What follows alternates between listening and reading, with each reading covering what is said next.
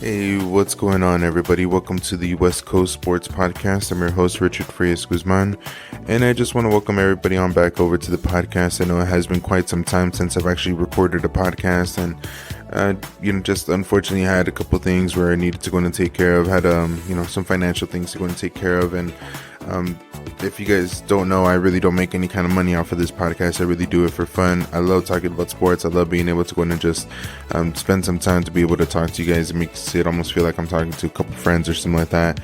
Especially with myself now working from home, I really don't get much human interaction. Before I would actually have coworkers or stuff like that, friends and stuff like that I would be able to, but really busy now and having a lot of different things that take up my time. Gotten really invested into even like sports betting as well. And so if you guys want to talk even about that, we could definitely do so on the podcast or even outside of the podcast as well. So for any of you guys who have been looking out for the podcast, definitely want to thank you guys. Definitely appreciate every single one of you guys.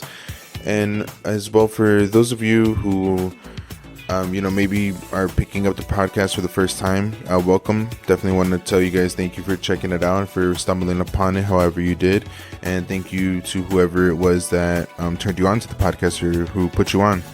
So with that being said, guys, I do want to go and talk to you guys about all three teams that I talk about on the podcast. It's going to be the Raiders, the Lakers, and the Dodgers, not necessarily in that order. I'm pretty much just going to give you guys an update on the Raiders as kind of what's going on with the offseason. If you guys haven't really followed the Raiders all that much, there's a lot of talks about them possibly moving up in the draft to potentially get a quarterback. We have a couple different new faces in the team. Gardner Minshew, new quarterback. Sounds like Jimmy G's already on his way out and with another team. Unfortunately, Josh Jacobs is one of my favorite players, is unfortunately not with the team anymore, now with the Green Bay Packers, and so on and so forth. So we'll talk all about that. Maybe we'll give you guys just quick updates on a couple other things. Talk to you guys about the Dodgers, talk to you guys about the Lakers as they're getting ready to gear up on, if I'm not mistaken, it's Friday or no. Actually, there's no basketball today, so I think it's actually Saturday. Sorry, excuse me. But they're getting ready to gear up with the Nuggets for that 7-game series. Hopefully, it doesn't have to go all the way down to 7 games.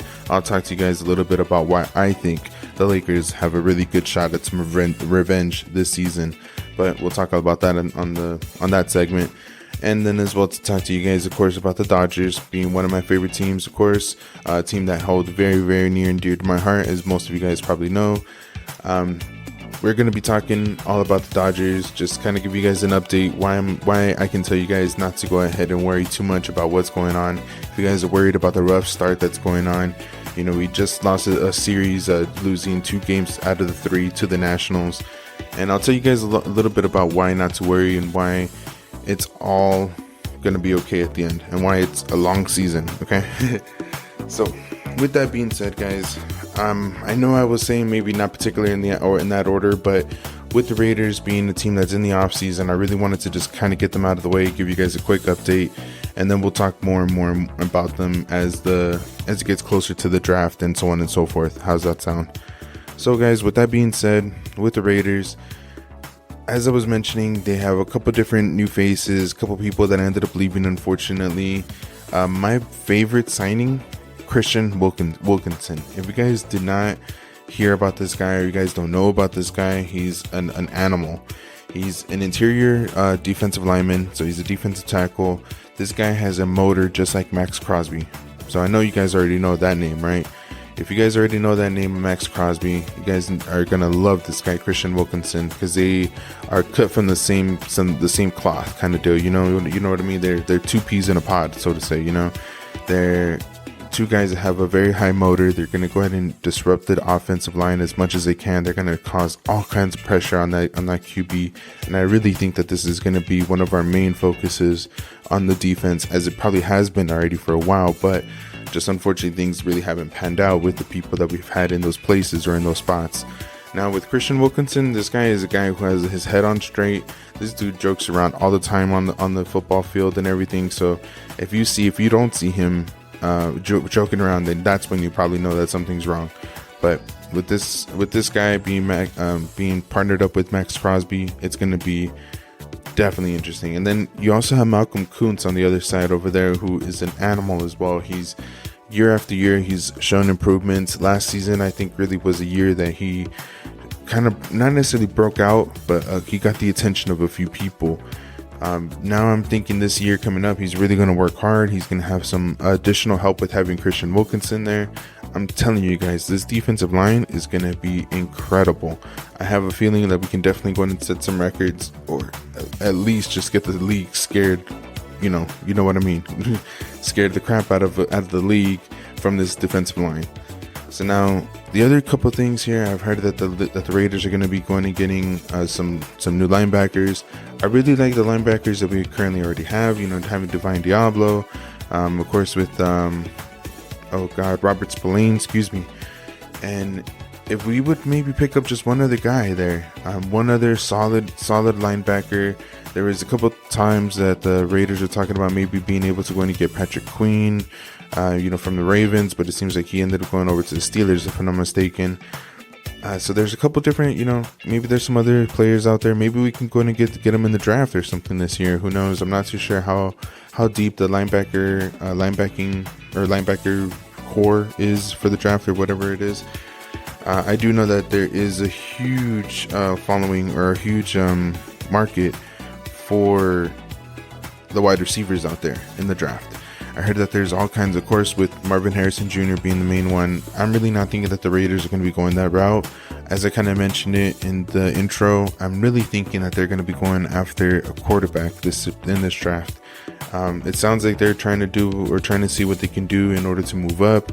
It sounds like there's a couple teams that are not going to be looking for a quarterback in the early drafts or the early picks.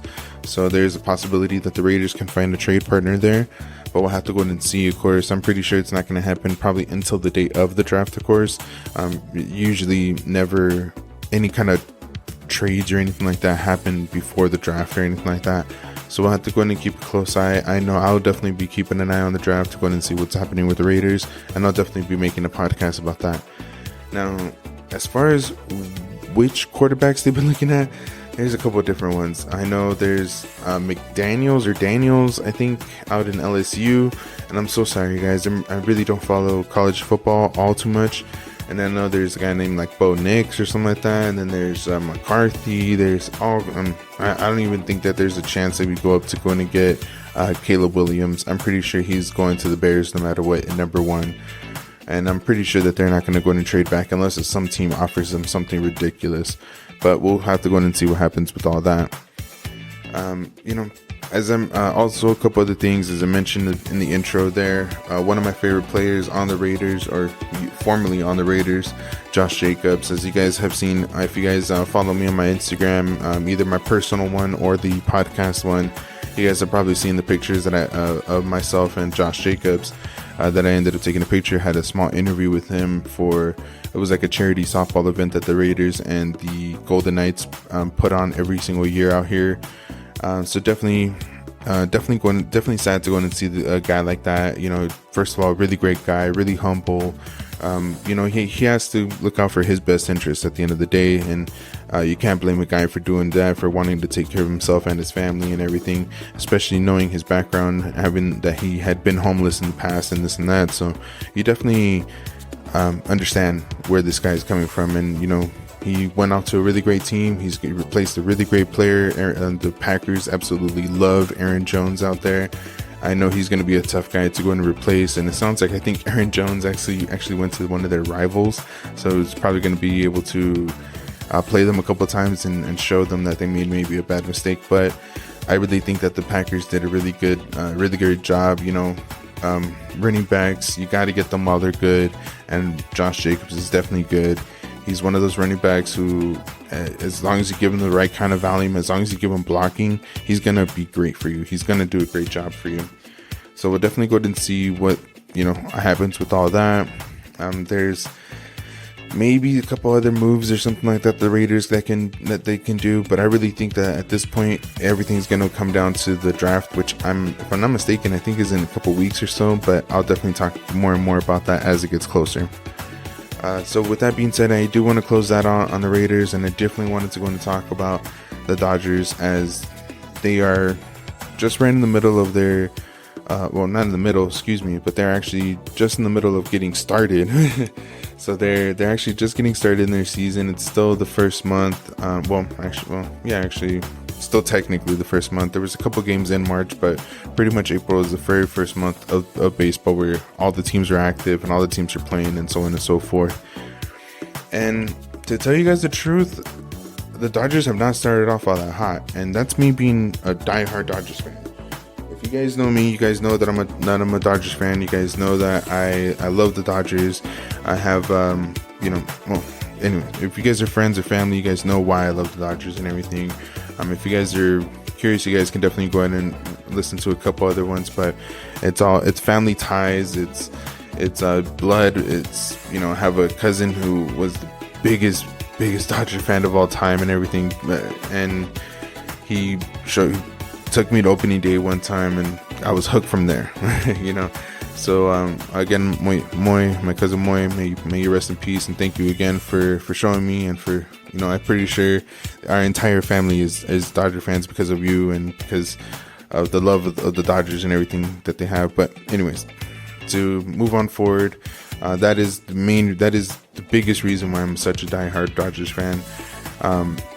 So for those of you guys who are diehard Dodger fans like myself, you guys are probably a little bit discouraged maybe about this opening to the season, if you would, but I can put you guys at ease. I can tell you guys that I've done my research, I've done a little bit of digging, and it all comes down to just we're still a little hurt. There's still a lot of players, a lot of pitchers, mainly pitchers, that are hurt still.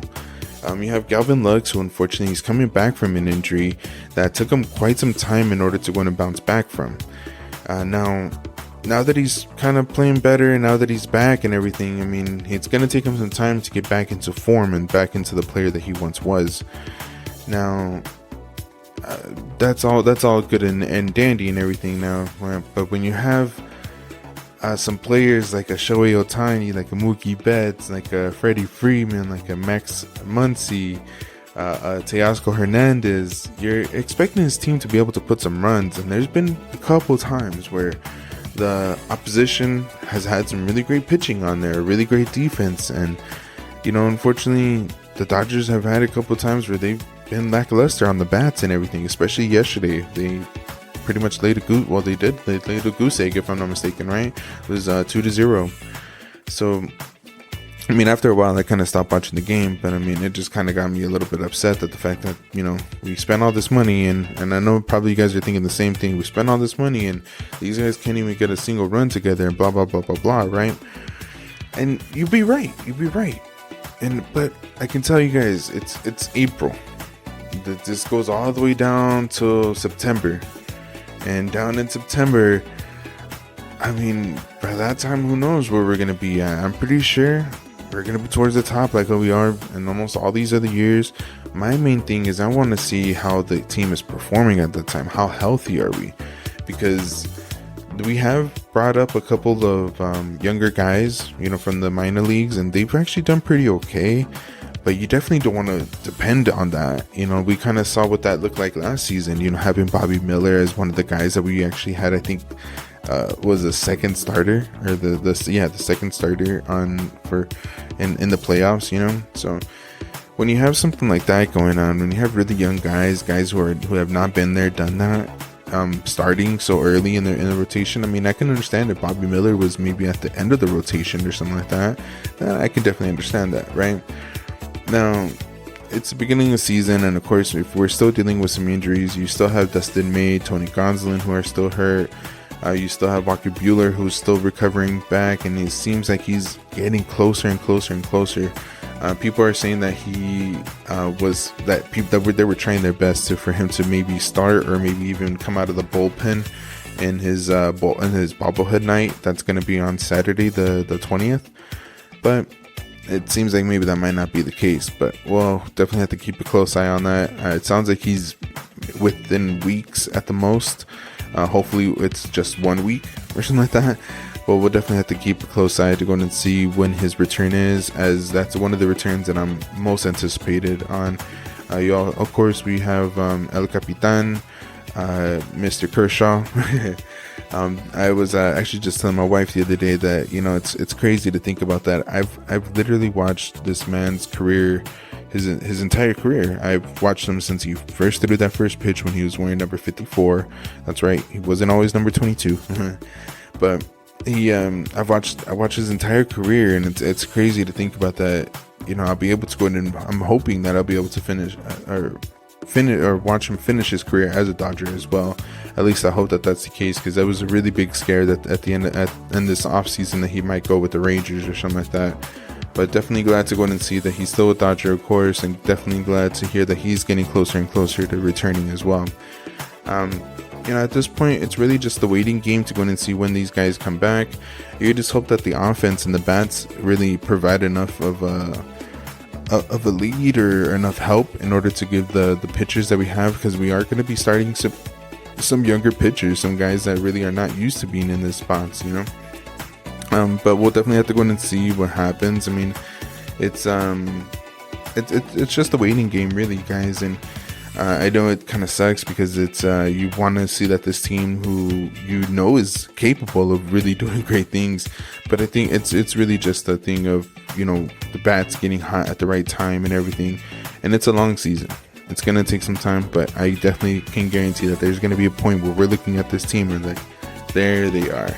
That's the team that I saw. You're gonna see the team, winning games by 5-6 runs plus, and it's gonna be like an everyday thing, like it's nothing. But I hope I'm not jinxing myself or anything like that. I'm actually gonna, knock on some wood right now to go to make sure that I'm not jinxing myself on that right now.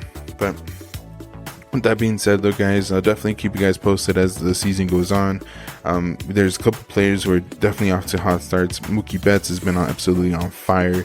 The dude had a 6-8 game just before this unfortunate loss to the Nationals from yesterday. So we're definitely hoping that they can turn things around, and that, of course, Mookie's going to be a big part of that. You definitely hope that some of the other bats, like with Freddie, come around, the Shohei, kind of turns around and everything, but it is just going to be part of the waiting game. Speaking of the waiting game, guys, I am absolutely waiting for the Lakers and the Nuggets to get started. Now, if you guys have not been keeping up with the Lakers, maybe you guys are just waiting for the playoffs to go and start, and I'll tell you guys what, you guys should definitely pay attention to the play-in tournament games, because I ended up watching a glimpse of yesterday's game with Miami and the 76ers, and man, that was a really good game. For a little while, it looked like Miami was really just going to go on and run away with it, because they had a 10 plus point lead going into the half, and they were looking really good, but then second half comes around, of course, and Philly's not going to go down without a swing and without a punch and this and that. So they ended up doing a really good job coming back, and they ended up winning at the end. They ended up winning it by 1. It was a really close game. I was actually a little bit bummed out, because I was on the money line.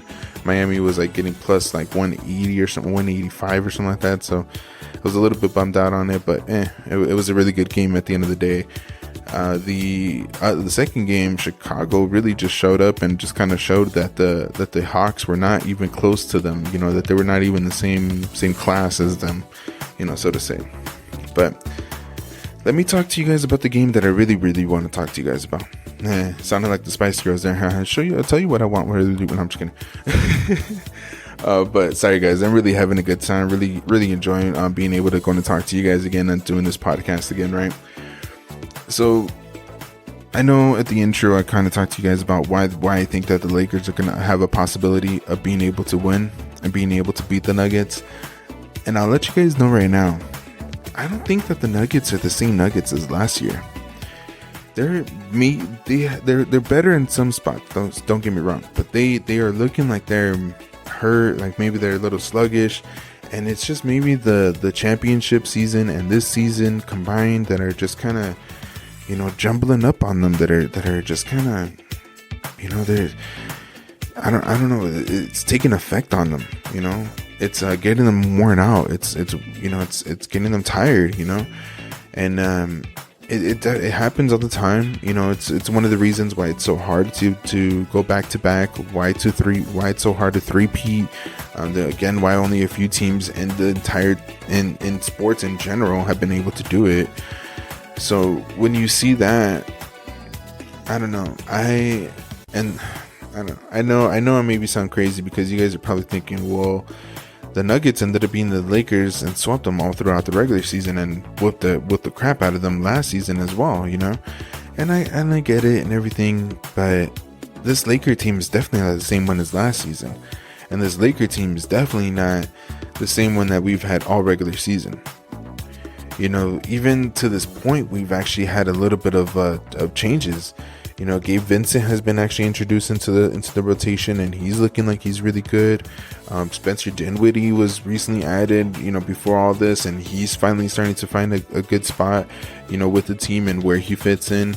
Jackson Hayes is a whole new addition to the team as well, and that's a piece that really hadn't been around before.